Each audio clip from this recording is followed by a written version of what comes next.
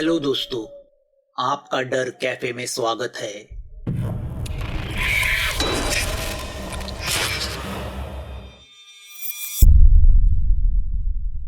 ये वही जगह है जो उस क्लिप में दिखाई दे रही है। सुनंदा ने उन लड़कों को यहीं पे मार डाला था और वह आगे उस दिशा में चली गई। यह कोसाबी की हद है और शायद पुलिस के कुत्ते भी यहाँ आकर रुके होंगे। ऋषिकेश सामने फैले हुए जंगल को देखते हुए बोलता है, हाँ, कुछ जानवरों को भूत पिशाच नजर आते हैं। यह रास्ता आगे कहाँ जाता है? ऋषिकेश रास्ते को देख के पूछता है। आगे दूसरे छोटे मोटे गांव है। इस दिशा में घना जंगल है और आगे पहाड़ी है। आगे कहीं शमशान या कब्रिस्तान है? ऋषिकेश सौरभ से पूछता है। हाँ हाँ, लेफ्ट साइड में कब्रिस्तान है और राइट साइड में शमशान। दोनों चलते चलते कब्रिस्तान में पहुंचते हैं। सौरभ अंदर प्रवेश करने को थोड़ा डरता है, मगर ऋषिकेश बेझिझक अंदर जाता है और मुआयना करने लगता है। कब्रिस्तान के अंदर बने छोटे छोटे कच्चे रास्ते उन्हें नजर आते हैं। ऋषिकेश सभी कब्रों की ओर नजर घुमाता है, मगर उसे कुछ संदेहजनक नहीं लगता है ये कब्रिस्तान ज्यादा इस्तेमाल में नहीं। ऋषिकेश सौरभ से पूछता है, गांव में मुस्लिम कम ही है। ऋषिकेश, मगर ये मांत्रिक लोग कब्रिस्तान या शमशान का इस्तेमाल क्यों करते हैं? सौरभ आसपास फैली कब्रों को देखते हुए पूछता है। क्योंकि यहाँ आत्माओं का निवास होता है और अघोरी मंत्र पूजा के लिए इंसानी खोपड़ी और हड्डियों की जरूरत पड़ती है, जो यहाँ आसानी से मिलती है। क्या क्या अघोरी लोग होते हैं? सौरभ डरते हुए कहता है। ऋषिकेश हंसते हुए उससे कहता है, हर कोई प्रकृति के ऊपर विजय पाना चाहता है और अच्छे रास्तों से ये विजय पाना बहुत कठिन है, इसलिए वो ये शॉर्टकट अपनाते हैं। इतना कह के ऋषिकेश अपने जेब में से एक छोटा यंत्र निकालता है और उसे हवा में पकड़ के यहाँ वहाँ घुमाने लगता है। यहाँ कुछ दिख नहीं रहा। ऋषिकेश यंत्र को देखते हुए बोलता है, यह क्या है? सौरभ ऋषिकेश से पूछता है, एनर्जी लोकेटर। अगर आसपास कोई पॉजिटिव या निगेटिव एनर्जी हो तो यह यंत्र उसे डिटेक्ट करता है और दिखाता है। ऋषिकेश यंत्र में देखते हुए बोलता है। अब दोनों जंगल में घुसते हैं और चलते चलते आगे आते हैं। सौरभ रुकता है और ऋषिकेश को जमीन पे एक जगह दिखा के बोलता है, इसी जगह वो रामू नरसाले मरा हुआ मिला था, मगर ये दूसरे गांव की हद है।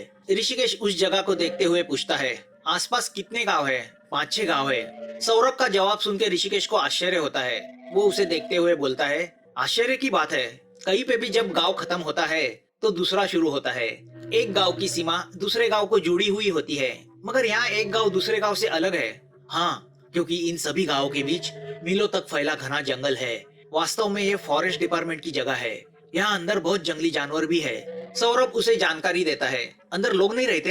अंदर 20 किलोमीटर जाने के बाद कुछ आदिवासी बस्तियां है और घने जंगल में जाएंगे तो एक पुराना मंदिर भी है, किसी देवता का है। मैंने देखा नहीं, मगर बहुत ब्यूटीफुल नेचर है, एकदम सीनिक। अब ऋषिकेश जंगल की ओर देखता है और बोलता है, हाँ, यह इलाका कुछ संदेहजनक है, क्योंकि जितनी भी घटना हुई है इसके आसपास ही हुई है। उस पर सौरभ उसे जानकारी देता है, मगर पुलिस ने यहाँ भी छानबीन की है और उन्हें कुछ नहीं मिला। ऋषिकेश सौरभ को देखता है और बोलता है, जो पुलिस को नहीं मिला वही हमें ढूंढना है। और एक बात तुमसे मैं पूछना भूल ही गया, हर महीने लड़कियां गायब होती है, मगर क्या वो किसी खास दिन या तारीख पे गायब होती है? सौरभ सोच में डूबते हुए बोलता है, तारीख पे तो नहीं, हाँ, मगर आज तक जो भी लड़कियां गायब हुई है वो हर महीने के पहले या दूसरे शुक्रवार रात को गायब हुई है। ऋषिकेश के चेहरे पे चमक आती है। वह सौरभ से पूछता है, कुछ धर्म में शुक्रवार को भूत पिशाचों का दिन माना जाता है। अगले महीने का पहला शुक्रवार कब है? परसों। सौरभ उसे कहता है, मतलब हमारे पास सिर्फ 2 दिन है। सौरभ ऋषिकेश को देखते रह जाता है। ऋषिकेश और सौरभ दोनों घर की तरफ चलते हैं। अगर हर शुक्रवार को गांव वाले पहरा दे तो हम उस मांत्रिक को या वह जो कोई है उसे पकड़ सकते हैं। ऋषिकेश अपना ख्याल सौरभ के सामने बयां करता है। पागल हो गए हो क्या? जब से 2 मुर्दे मिले हैं गांव वालों के तो होश उड़ गए हैं। पहरा देना तो दूर की बात, डर के मारे कोई घर के बाहर तक नहीं निकलता। सबके मन में यही डर बैठा है कि अगर चुड़ैल ने देखा तो वो मुंडी मरोड़ देगी। और वैसे भी आसपास इतने गांव है, किस गांव से लड़कियां गायब होने वाली है वो कैसे पता चलेगा? सौरभ बोलता है, अगर गांव की हद के पास जहां वो कब्रिस्तान और शमशान है वहां पहरा दे सकते हैं तो शायद पता चले, क्योंकि मेरा ख्याल है यह अघोरी कारनामे वही चलते होंगे। ऋषिकेश बोलता है, वो भी पॉसिबल नहीं, क्योंकि वो पूरा इलाका 20 स्क्वायर किलोमीटर का है। सौरभ जवाब देता है, और दूसरा भी रास्ता है। अगर शुक्रवार रात को इन सभी गांव की कुमारी लड़कियों को घर में बंद किया जाए तो कुछ हो सकता है। ऋषिकेश और एक सॉल्यूशन बताता है। वह तो गांव वाले कर ही रहे हैं। कुछ लोग तो शुक्रवार रात को सोते भी नहीं, फिर भी लड़कियां गायब हो रही है और वैसे भी यह कोई इलाज नहीं। कब तक ऐसा करते रहेंगे? उसकी बातें सुनकर ऋषिकेश बोलता है, मुझे लगता है एक बार वह पिशाच्य शक्ति उस लड़की के शरीर में प्रवेश करती होगी, तब उसे खुद के होश नहीं रहते होंगे। तो बताओ क्या कर सकते हैं? सौरभ उसे डेस्परेटली पूछता है। ऋषिकेश अब ख्यालों में डूब जाता है। वह सोच रहा है वह जो कोई है वह उस खास लड़की को यानी वर्जिन कुमारी लड़की को कैसे ढूंढता होगा, क्योंकि अब तक जितनी भी लड़कियां गायब हुई है सभी कुमारी का यानी अनमैरिड थी। मतलब उस शख्स को आसपास के सभी गांव की लड़कियों के बारे में पता है। क्या वह शख्स गांव का ही कोई रहने वाला है? उसे सोच में डूबा देखकर सौरभ उससे पूछता है, क्या सोच रहे हो? वह शख्स किसी पर्टिकुलर लड़की का जैसे कि वर्जिन कुंवारी लड़की का चयन कैसे करता होगा? उसके लिए उसे एक बार तो उस लड़की से मिलना होगा। आसपास 25 गांव है। इन सभी गांव में इतनी लड़कियां हैं। उनमें से उसके पसंद की लड़की को चुनने के लिए हर घर का मुआयना करना मुश्किल है और लोगों को शक भी होगा। क्या वो किसी स्कूल या कॉलेज के पास खड़ा रहता है? उस पर सौरभ ऋषिकेश से कहता है, गांव में स्कूल है मगर कॉलेज नहीं, और जितनी भी लड़कियां गायब हुई है सब 17 से 20 साल की है, यानी स्कूल पास कर चुकी है। तो फिर वह गांव का कोई ऐसा शख्स होगा जो लड़कियों के संपर्क में आता होगा, जिसपे शक भी नहीं जाता होगा, वो लोगों में घुल मिल जाता होगा। ऋषिकेश अपना ख्याल प्रकट करता है, ऐसा कौन शख्स हो सकता है? सौरभ सोचते हुए पूछता है, यह सब घटनाएं कब से हो रही है? करीबन 1 साल से। अब ऋषिकेश चलते हुए रुक जाता है और सौरभ से पूछता है, उसी दौरान गांव में कोई नया आदमी आया है? सौरभ सोचने लगता है। अचानक उसे याद आता है, अरे हाँ, वह नीलेश भोईर। वह जब से गांव में आया है यह सब शुरू हुआ है। कौन नीलेश? वह स्टेशन मास्टर?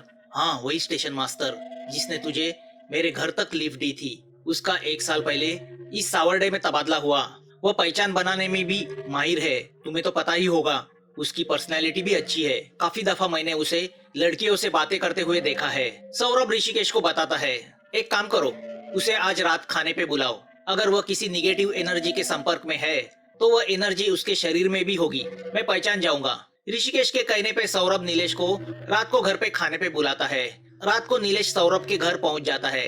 पहली बार उसको किसी ने घर पे खाने पे बुलाया है, इसलिए वो बहुत खुश है। थोड़ी विस्की गले के नीचे उतरने के बाद वो खुल के बातें करने लगता है। ऋषिकेश उसे पूछता है, नीलेश तुम्हें क्या लगता है गांव में यह जो कुछ हो रहा है उसके पीछे कौन हो सकता है? नीलेश विस्की का घूंट लेता है। सच कहूँ, वो जो कोई है उसको मैं भी ढूंढ रहा हूँ। तुम क्यों ढूंढ रहे हो? नीलेश शर्माता है, फिर बोलता है, मेरा भी इस गांव का जवाई बनने का मंसूबा है। दोनों उसका जवाब सुन के चौंक जाते हैं। कौन है वो लड़की? सौरभ उसे पूछता है। अभी नहीं, बस थोड़े दिन इंतजार करो, उसकी पढ़ाई भी खत्म होगी और तब तक मैं भी कुछ जगह का जुगाड़ करूंगा। नीलेश ग्लास में विस्की डालते हुए बोलता है। तभी ऋषिकेश फिर से मुद्दे पे आ जाता है। नीलेश, तुम उस आदमी के बारे में क्या बोल रहे थे? नीलेश विस्की का एक घुट लेता है और बोलता है, हाँ, डर के मारे मैं हर शुक्रवार रात को मेरी प्रेमिका के घर के सामने पहरा देता हूँ ताकि कुछ होने के पहले उसे बचा लूं। नीलेश अब उन्हें देख के हंसने लगता है। मगर उस चुड़ैल से तुम कैसे सामना करोगे? सौरभ उसे टोकता है। मेरे पास स्वामी नित्यानंद का तावीज है और उन्होंने दी हुई विभूति भी है। उसके सामने कोई चुड़ैल नहीं टिक सकती। वैसे मुझे भी डर लग रहा है, मगर उससे मैं बहुत प्यार करता हूँ और उसकी हिफाजत करना मेरा फर्ज है। ऋषिकेश और सौरभ एक दूसरे को देखते हैं। खाना खाने के बाद नीलेश चला जाता है। उसके जाते ही सौरभ ऋषिकेश से पूछता है, ऋषि तुम्हें क्या लगता है? ऋषिकेश सोचते हुए बोलता है, या तो वह बेकसूर है या झूठ बोलने में माहिर है। वैसे यंत्र में मुझे कोई निगेटिविटी नजर नहीं आई। तो क्या उसे क्लीन चिट दे दे? सौरभ ऋषिकेश से पूछता है। उसका गांव में आना और इन घटनाओं का शुरुआत होना संदेहजनक है। वो संयोग भी हो सकता है। बाय द वे, उसकी यह प्रेमिका कौन है जिसका वो नाम छुपा रहा था? ऋषिकेश हंसते हुए सौरभ से पूछता है। मैंने उसकी कुंडली निकाली है मगर उस लड़की का कुछ पता नहीं। लगता है साला डिटेक्टिव नॉवेल बहुत पढ़ता है। सौरभ ऋषिकेश से कहता है, उस पर नजर रखनी होगी।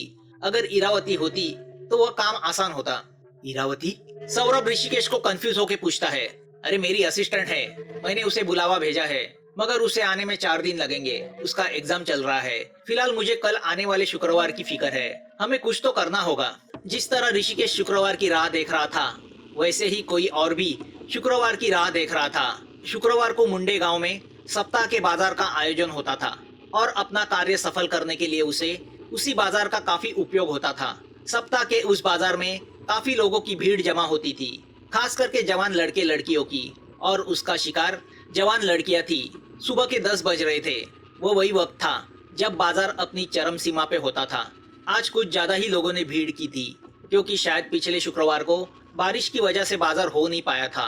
कोई कुछ खरीदी कर रहा था तो कोई सिर्फ टाइम पास। वो बाजार में से घूमने लगता है। उसका पहनावा साधारण जरूर था, मगर उसके चेहरे पे एक तेज था, और वही तेज जवान लड़कियों को आकर्षित करने के लिए काफी था। उसकी उम्र का अंदाजा लगाना कठिन था, फिर भी वह 25-26 का लग रहा था। उसका रंग कुछ ज्यादा ही गोरा था, जिसकी वजह से वह उस गांव का नहीं लग रहा था। उसकी ऊंचाई लगभग 5 फुट 10 इंच थी और बदन गठीला था। एक साल पहले वह एक दुबला पतला लड़का था, मगर पिछले एक साल से उसमें यह बदलाव आया था। वह बाजार में रखी चीजों की कीमतें पूछ रहा था, मगर खरीद कुछ नहीं रहा था, क्योंकि वह कुछ खरीदने के लिए वहां आया ही नहीं था। उसकी नजर शिकार को ढूंढ रही थी। वह उस कला में इतना माहिर हुआ था कि किसी भी लड़की को देख के वह भाप लेता था कि वह कुमारिका यानी वर्जिन है या नहीं। मगर उसे भी नहीं पता था उसमें यह शक्ति उन मंत्र की वजह से आई थी, जिसका वह पिछले साल से पठन कर रहा था। उसका चयन आज तक कभी गलत साबित नहीं हुआ था। अब लगभग 1 घंटा हो चुका था, मगर उसे जिस प्रकार की लड़की की जरूरत थी, उस प्रकार की लड़की अभी तक उसके नजर में नहीं आई थी। वो सोच रहा था, अगर वो बिना कुछ खरीदी करके इस तरह घूमता रहा तो लोगों को उस पे शक हो जाएगा, क्योंकि आसपास के सभी गांव के लोग और 11 मुल्कों की पुलिस उसे ही ढूंढ रही थी। उसकी इस सोच पे उसे हंसी आती है, मगर उसे किसी बात का डर नहीं था। मानो उसे पता था दुनिया का कोई भी शख्स उसका बाल भी बांका नहीं कर सकता। उतना आत्मविश्वास तो उसमें था। वह आत्मविश्वास उसे काली शक्ति ने दिया था। अब वह घड़ी में देखता है, घड़ी में 12:30 बज रहे थे। 1-1.5 घंटे के बाद बाजार खत्म होने वाला था। फिर लड़की पाने के लिए उसे दूसरा उपाय ढूंढना पड़ता, मगर आज तक ऐसा कभी नहीं हुआ कि वह बाजार में आया और उसे मनचाही लड़की ना मिली हो। उस इलाके में खूबसूरत लड़कियों की कमी नहीं थी, तो आज अचानक अकाल क्यों पड़ा है? वह यह सोच ही रहा था कि उसके कानों में वो मधुर हंसी पड़ती है। वह उस तरफ अपनी नजर घुमाता है। उसके नजर में एक 19 साल की बहुत ही मोहक गुलाबी गाल वाली लड़की आती है। वह 2 पल उसे देखता ही रह जाता है। उसकी हंसी, उसकी अदा उस लड़के का मन मोह लेती है, मानो स्वर्ग से कोई अप्सरा उतरी हो। उस लड़की की बदन से जवानी टपक रही थी। वह सोचता है, अगर 1 साल पहले यह लड़की उसे मिलती तो वह निश्चित रूप से उससे शादी कर लेता। मगर अब मामला कुछ और था। वह उस लड़की को देखते ही पहचान जाता है कि वह वही लड़की है जिसका उसे इंतजार था। बस एक काम बाकी था, वह कुमारिका यानी वर्जिन है कि नहीं जानना। वह लड़का दुकान से उठाई हुई वह चीज नीचे रखता है और अपना रुख उस लड़की की तरफ बढ़ाता है। बस 2 पल के लिए वह लड़की अगर उसके नजरों से अपनी नजर मिला देती है तो वह जान जाएगा कि वह वर्जिन है कि नहीं। उसके नजर में वह शक्ति थी। फिर वह कहाँ रहती है यह जानना तो उसके बाएं हाथ का खेल था। वह उस अप्सरा की तरफ बढ़ता है। उसका मन कह रहा था वह लड़की शुद्ध है। वह लड़की हंसते हुए उसके सामने आती है और अचानक वह लड़का अपने हाथ का मोबाइल नीचे गिराता है। वह लड़की एक पल सोचती है और वह मोबाइल उठाने के लिए नीचे झुकती है। उसी वक्त वह लड़का भी मोबाइल उठाने के लिए झुकता है। वही पल था जब उसकी और उस लड़की की नजरा नजर होती है। उस लड़के का तेज ही ऐसा था। वह लड़की 2 पल के लिए उस लड़के के आंखों में देखती रह जाती है। वह लड़का तुरंत जान जाता है वह वर्जिन है। वह लड़की स्माइल करते हुए उसे उसका मोबाइल देती है। वह उसे थैंक यू कहता है। वह लड़की आगे निकल जाती है। वह लड़का मुड़ के उस लड़की को देखता है। थोड़ा आगे जाने के बाद वह लड़की भी मुड़ के उसे देखती है और स्माइल देती है। उस लड़की की वह स्माइल देख के वह अंदर से दुखी हो जाता है। दिल के किसी कोने में उसे उस लड़की के लिए फीलिंग जाग गई थी। वह जानता था वह लड़की आखिर उसी की तो होने वाली है, मगर उस लड़की की मौत उसे साफ दिखाई दे रही थी। इस कहानी का अगला पार्ट जल्द आपके सामने आ जाएगा। अगर आपको यह कहानी अच्छी लगी हो तो प्लीज़ इस चैनल को सब्सक्राइब कीजिए। आपके कमेंट्स का हमें इंतज़ार रहेगा और नोटिफिकेशन के लिए बेल आइकन दबाना मत भूलना। जल्द मिलेंगे एक नए डर के साथ। Thanks for watching.